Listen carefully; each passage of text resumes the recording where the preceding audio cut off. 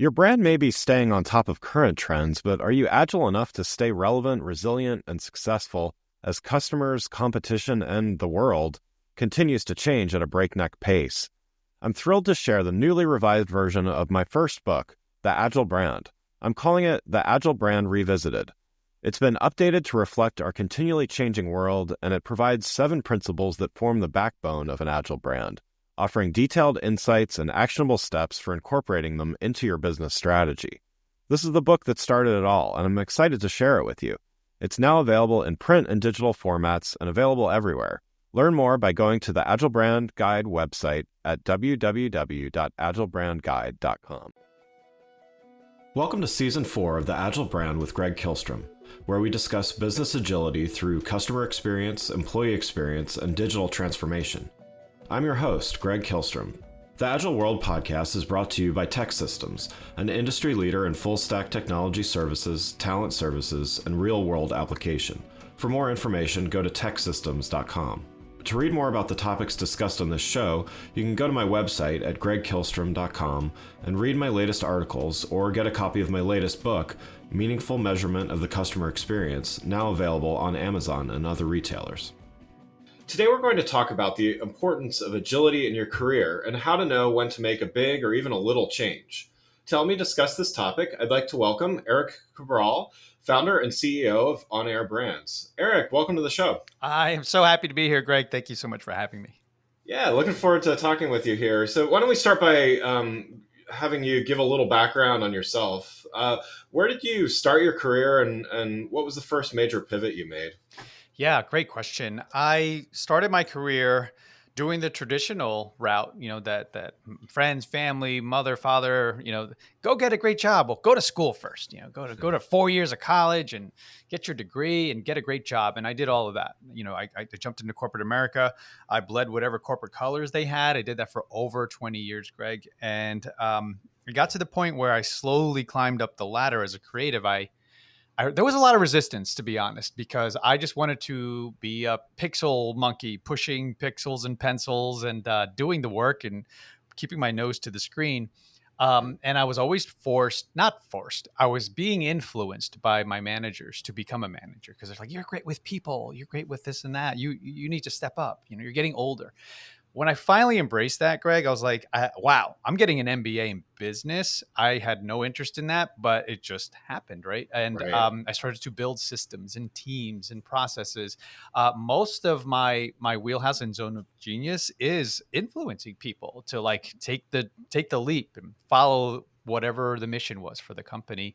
So as I gained experience through the later part of my career, I realized, man, I'm making millions of dollars for these companies within this business. Literally one of them was flat $500,000 a year for like 10, 12 years. When I got put into place, my team and I left with 2.8 million. So they closed that division down and we created a $2.8 million business internally inside of a Fortune 100 company. So that gave me the confidence, Greg, to take the leap into entrepreneurship and say, if I could do it for them, I could do it for myself. What am I doing? Yeah. So what are you doing now? And talk about a little bit about what led up to that. Yeah. So as I alluded to, I'm from creative. I went to School of Visual Arts in Manhattan and, cut my teeth doing what I loved, which is design. And you would think that I created an agency, a creative design marketing agency, which I did not do right off the bat. I wanted to experience something new. To the behest of my wife, she was like, "What are you doing? What do you want to do?" And I'm like, "I want to do real estate investing." That seems a little different. Yeah, exactly. Completely different. Left side of the brain, data analytics. And I embraced it and I did it within 8 months of me investing my time and energy and surrounding myself with the right people. I bought a multifamily building and managed it and figured it all out, blood, sweat, and tears. And when I did that, I didn't realize, Greg, what I was doing was I was building a network and I was really adopting an abundance mindset because the real estate investors, there's no competition in that world. They all help each other and they're all willing to share ideas. And I found a coach and I found a mentor and I started to adopt their mindset. And I started to realize that my superpower, being creative, can serve this community. So I help one person do a logo. I help another one do a website. Help another one with their branding and marketing, communications. And all of a sudden, it was more than me as a solopreneur or Yeah. freelancer. I had to hire teams to get the work done. And On Air Brands was born. I started hiring people, and all of a sudden, I recreated what I had in corporate America. Yeah. It's pretty Nice. wild. Yeah. So, talk. Why don't you talk a little bit about on air brands then? Mm. Sorry, I sipped on some coffee here. So when On Air Brands came, I as a branding guy, I was like, I'm going to amplify people's voices. I want to amplify their message, and I couldn't find it. Like, it was already an agency called Amplify, so it came to me. I was having lunch with my business partner at the time, and On Air Brands came to me, and I took my iPhone out. And all of the domains were available, Greg. And I was like, I literally ran out into the parking lot and started crying because I was like, this is it. We put people on air. People will resonate with that. They understand that. That has got a history, right, Yeah. in broadcasting. So that was our tagline at the time: broadcast your message. It has since evolved to making the world a better place, one mic at a time. And that is our mission. On Air Brands has become a conduit and a platform and a tool set for our clients to create a brand or take their current brand and elevate it to the point where, they become the broadcaster. Very much like Gary Vee considers himself a broadcast network. So Right. everyone has the understanding that joins us that they have to create a channel. They have to create their own multimedia agency to complement and to serve their business. So that's what we do. We start with podcasting, and then social media after that. And yeah, we just love to serve, and we love to figure out solutions to problems that they're having. Yeah. So you've seen some big changes in the event space, particularly recently. Mm. Can you talk about your experience there? Just in person to virtual, now Yeah. back and hybrid and all that good stuff. Yeah, and please stop me if I rattle on. I can continue talking here. No worries. So yeah, we created an event, and it's called Podmax, and that event served our community, right? So we were creating podcasts for people, and we had all access to podcasters, and we had access to business owners. So I was like, can we just create a matchup? Event where people can get on each other's shows and network and hopefully create something together. So we did it once, we did it twice, we did it 3 times live, and kept getting bigger and bigger and bigger, Greg. And people were getting to the point where they were literally willing to pay thousands of dollars to be in the room because they started word of mouth started getting around that people were finding business owners, business partners. People were finding, clients there, not just because of the podcast recordings, which were all live. We had about 8 to a dozen studios, and all running at the same time, recording 50 or 60 episodes in a day. And it was magic. I was like, whoa, this is amazing. And people would, convene during lunch, and people wouldn't want to leave at night. And there was just a lot of engagement and a lot of community that was building. And that I did not anticipate, Greg. So Yeah. then what happened, right? February, March of 2020, live events, no more. Everybody figure it out. So we quickly put pen to paper and launched our first virtual event, I think in May, with the support of VaynerMedia and James Orsini. He was a huge, supporter and love, and came into keynote for us. And it was spectacular, to the point where Vayner asked us to have a meeting to say, how did you figure this out? What are the lessons that you've learned by doing, I think at that time when we had the meeting, 2 or 3 virtual events. So Yeah. we were one of the early ones to figure it out, but then eventually everybody figured it out by the end of 2020. At the time, we don't do them anymore, but at the time, I think we did about a little over a dozen virtual events. And it was, if anything, an amazing way to build a community. And the community mostly consisted of podcasters. So we served mostly the podcasters, even though the ones buying tickets were entrepreneurs, business owners that wanted to be on podcasts. But yeah, it was definitely an amazing experience. And like you said, it was a way for us to pivot and to survive during COVID. Yeah, no, that's great. And I mean, it seems there seems to be a thread here of in your career of building networks and just finding ways to connect people. And so to talk a little bit more generally about changes in career. I mean, certainly you described, going from creative to real estate to to where you are today. What From a mindset perspective, what did you need to overcome in order to take kind of that first big leap out of what I'll just assume out of a comfort zone and into Mhm. something like real estate, for instance, that you didn't necessarily have a background in or anything like that? Like what helped you overcome Yeah. those internal barriers? Yeah, such a great question. I I am still figuring it out, and I'm evolving each and every day as a business owner. I love this quote by James Clear in Atomic Habits. So he said this on a show, one of my favorite podcasts, Bigger Pockets. He said, "Entrepreneurship is personal growth and self development in disguise." Mm. I had no idea. Like when I jumped into it, I was like, I just need to replace my six-figure salary. That's all I need to Right. do. But I didn't know, Greg, that I need to wake up early. I need to eat right. I need to, adopt the mindset of abundance. I need to, exercise, do meditation, yoga, whatever it was. All the things that I have incorporated into my life now happened over time, over the course of years and years and years of sort of training those muscles and getting comfortable with that side of life. Because from corporate America and my mindset as a W-2 was that, there's no root, there's nothing wrong with me. Why do I need Right. to meditate, right? Why do I need to do these things? There's nothing wrong with me because what has happened is we have been programmed to think that if you go seek help, if you look for a mentor or coach, then there's something wrong with you. You're lacking. Yeah. That is the opposite of what I believe now. Like I am always looking for opportunities for someone to be in my world that I can learn from. I'm always looking for opportunities for someone to serve. For me, it was always about what's in it for me.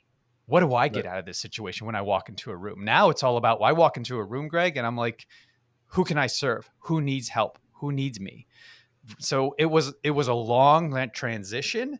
And it was things like the Miracle Morning that put into place Atomic Habits, listening to Tony Robbins every single day to upgrade my operating system, because my operating system needed a serious upgrade, because it was adopted from the 70s, 80s, 90s when I was growing up, 2000, you know from a family and a tribe of people that weren't entrepreneurs.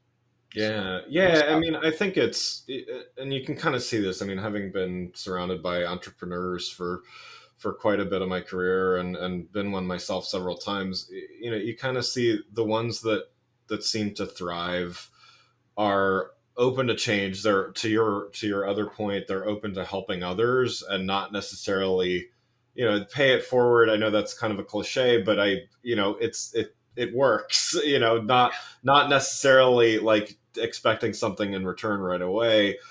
Openness to change, openness to, I guess, to the vulnerability that it Mhm. takes to say I need help, right? Yeah. So yeah, and you kind of see the entrepreneurs that don't thrive, they kind of close themselves off from others. They are kind of rigid in their ways, and they can achieve some levels of success, but I feel like the ones that really thrive and um, the ones that we can really learn from are the ones that kind of have that other more open and I mean, I call it a more like agile mindset. And obviously this is the Agile World podcast, so I'll go there. Yeah, exactly. Yeah. Yeah, you're absolutely right. The word that you said there that stands out to me most is vulnerability. Yeah. Once I stepped into that and I opened up, my chest to people in my community, and you know what was funny, Greg? Growing up, that was my way to quickly bond with someone or to feel comfortable in a space where I felt uncomfortable. I always had this ability. Maybe I picked it up from my father, who was mostly in sales. adapting, the way I speak, and mirroring what the person Yeah. in front of me was doing. And I think that translated when I started to build business, and all throughout corporate America. I think that's how I made friends. I always related to them. I always had empathy, and I always tried to understand where they were coming from and speak their language. So then that translated really well to owning a business, because as you know, and as we all know who are successful in business is based, to me, first and foremost, in any successful engagement, relationships. You have Yeah. to build relationships with people. And how do you do that? You have to lead by example, and go back to the vulnerability aspect. If you're closed off and you're guarded, and they will sense that, and they won't trust you. You can't trust someone who has their doors closed, their walls up, until they open the doors and put the drawbridge down for Yeah. you to step in. And then now a real conversation can be had. And that's what I love about podcasting. Yeah, no, that's great. Well, what advice would you have for someone that's maybe doesn't have the experience and the lessons learned and the all of that kind of the bruises from being an entrepreneurship? Like, what advice would you give them, that to somebody that doesn't quite know where to start? Yeah, mindset. It's mindset. And I know it can be looked at as fluff. Like, a lot of people are like, just give me tactics, or just tell Yeah, me how to do things. Yeah, absolutely. You can get the tactics, you can get the strategies and execute on them, but it'll only get you so far. I always liken this to stacking chips. I'll go back to the poker playing thing, where you've got your financial stack, and then you keep adding chips to that.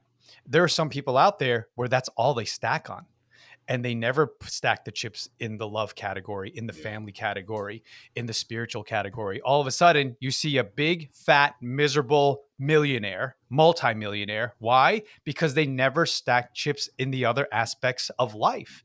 So that's where I started to pay attention. I was like, okay, I'm gaining financial success, but I'm miserable. Why am I so unhappy? And then I started to work on the other levels, the other buckets that I needed to fill. So then now I can wake up every morning and have gratitude and appreciation. And like, this is the stuff that keeps you going. If you're an entrepreneur or you're W 2 and you want to transition, you have to work on yourself. And that is the hardest part, because people think they don't need fixing, but we do. There's a yeah, ton of programming that was put into our heads that we had nothing to do with, nothing. And now that is holding us back from succeeding. You can achieve a level of success. Yes, absolutely. But how do you break through? It's mindset. If you talk to anyone who has ridiculously financial success, they speak a different language. yeah, Like, they're all about giving, they're all about contribution, love, connection, all those things that people deem as fluff because they didn't get it yet. They haven't arrived. So that's where I started to realize I need to be around these people. And that's all who I hang out with now, Greg. It's all about mindset and getting yourself around the people that speak the language and adopt the same mindset. yeah. Love that. So I know it's hard to predict the future with much accuracy, but what are you kind of listening for, or how will you know when it's time to make a change in your own career? Oh man, so good. Uh man. So it's getting to the point, and we'll get to the point where I'm not operating in my business. It's drastically changing. I have a COO who's basically the CEO as well. Like, she's running the company, Yeah, and then I can go travel. I can make stronger relationships, build relationships, partnerships, and now it's about lifestyle. Now it's about, how do I pour into my family? How do I be the best father, the best husband I could be? Because I don't have to worry about the business as much. It's doing its own thing. So what's cool about that, Greg, is we do talk about an exit strategy, or we talk about legacy. What do we want to do? Do we want to be acquired? Then what happens with that capital event? What do we do with it? Do we put it into real estate? Do we acquire other businesses? So we're getting to that level where those conversations, those high level conversations of the future, because she's much younger than my business partner. So I am happy with her running the company for another 25 years, if that's what she wants to do. But then also for me personally, like I said, what's the next step in life? How do I create more legacy? And it's finances, it's creating a spiritual path for my family, and then ensuring that I raise kids who don't feel entitled, right? Because money is not an issue for them. They are, they didn't grow up the way I did. I grew up in the streets of Yonkers, and they live in a very nice neighborhood with very little problems.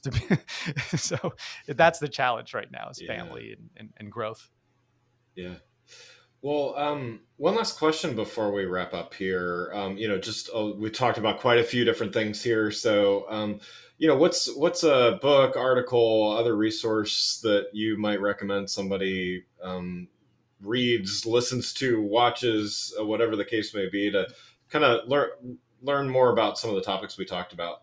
Yeah. So Who Not How by Dan Sullivan. That's a game changer. Because a lot of people think about like, how do I fix this, or what's the problem? How do I get the solution? No, it's not about that. It's about who can fix the problem. Who can you get in your world to help you find the solution? So that's a really good book that I highly recommend. Dan Sullivan, strategic coach guy. This isn't a book that I'll recommend, but something that I picked up recently. The One Thing, if you guys know, Gary Keller. They have a whole ecosystem. But the one thing that I picked up recently is the core value deck of cards. It's a wonderful exercise for you to go through, where it comes with like literally probably 100 cards that all have words on them, like advocacy, abundance, commitment, and it's all sorts of words where when you flip them over, you start to pile which resonates with me or my business, or my spouse. And then you push to the other side the stuff that doesn't resonate or connect with your core values. And then you start to narrow down. Right now, I probably have 50 in my core values, and then you narrow it down to 12, and then you narrow it down to 3. And then now you can have the best tool in your pocket in terms of your core values and beliefs, distilled to a point where whenever you make a decision, it's based off of that. It's based off of your core values, and then you're quicker to make decisions. You're more confident in that decision because you understand who you are or where your company lies in terms of their core values. That's great. Yeah, I'm gonna check that out. Actually, that sounds. It's really cool. Yeah, definitely check out. I think I'm trying to look at the website. It's so just look up the One Thing, my core values, and they have a company. They created a productive product, and productive is with a K, PRODUK. But it's good. It's a good exercise. It came highly recommended by a bunch of people in one of my masterminds. So yeah, nice. Good stuff. Wonderful. Well, Erik, thanks so much for joining the show. For those listening, what's the best way for them to keep up with what you're doing? Yeah, absolutely. I have my own show. I'd love to have you on there as well, Greg. It's called Entrepreneur Circle. So be on the lookout for that. Apple, Spotify, all the usual places you can find podcasts, Entrepreneur Circle. Wonderful. Well, again, I'd like to thank Erik Cabral, founder and CEO of On Air Brands, for joining the show. Thanks again for listening to the Agile Brand with Greg Kihlstrom podcast, brought to you by Tech Systems. If you enjoyed the show, please take a minute to subscribe on your podcast channel of choice and leave us a rating so that others can find the show more easily. You can access more episodes of the show at www.theagilebrand.show. To get a copy of my latest book, Meaningful Measurement of the Customer Experience, visit my website at gregkihlstrom.com. Until next week, stay agile.